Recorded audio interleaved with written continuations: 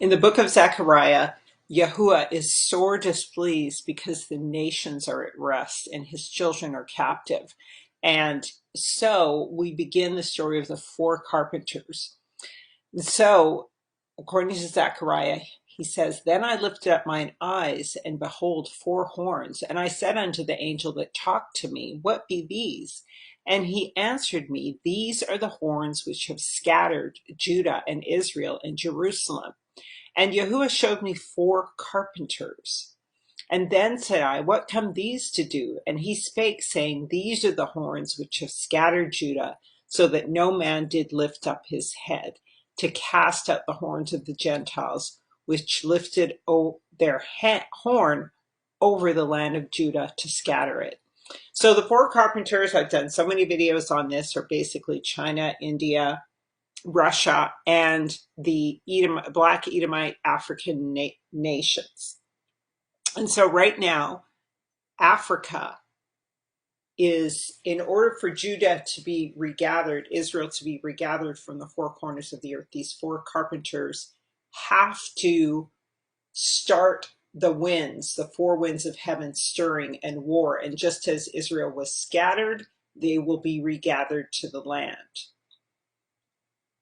And so we're going to look at how Africa is shaping up for war against the West, against France and Britain, which scattered Israel. So the Europeans were the ones who scattered Israel, and that's all of Western Europe. So did the Medo-Persians, which is Iran, including the Turks and so on. And as well, so did the Assyrians, which are those in India as well as here in America. So did Arabs, all right, who were participatory in the Arab slave trade. And of course, Russia was part of the European, through Charlemagne, the European pattern of taking captive the world. And so these are the ones who scattered Israel, and they're going to regather Israel as well. They're also the four beasts that scattered Israel. French are being scattered right now by the Africans, and the French are Canaanites. That is Sidon and Heth. All right, and the Americans, a lot of them are Canaanites and Philistines. So Gentiles, the Greeks. All right. And so let's get into what these African leaders are talking about, because in order for Israel to return to their land, the enemy has to be rooted out of the land. And so the Africans are rooting the largest parasite of all the European nations, the French, to the tune of $1 trillion a year they steal from Africa in return for nothing. And so they're getting rooted out. And of course, so in Zechariah 8, we have the black horse that rides forth towards the north. All right. And this is what quiets Yahuwah's spirit in the north, because he's angry that the nations are at rest. All right. So let's get into these African leaders who are positioning themselves for war and whom Putin is supporting. South Africa will shortly be hosting the 15th BRICS Summit in Johannesburg. We see this summit as an opportunity to promote enhanced global cooperation and to achieve common prosperity for the nations of Africa. The BRICS partners are significant investors in Africa.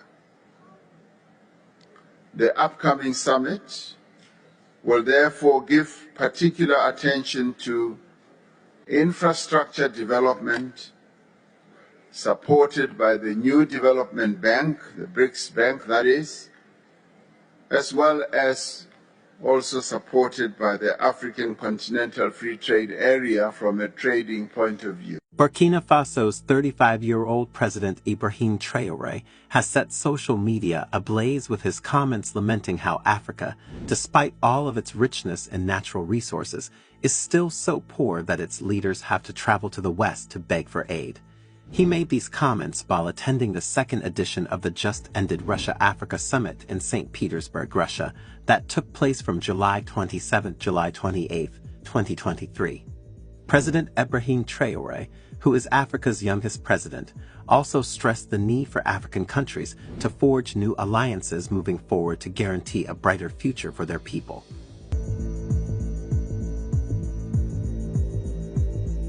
President Ibrahim Traoré's bold comments at the Russia-Africa Summit have resonated deeply with Africans and earned him an influx of admirers overnight. Les questions que mes générations se posent sont les suivantes, si je peux me résumer.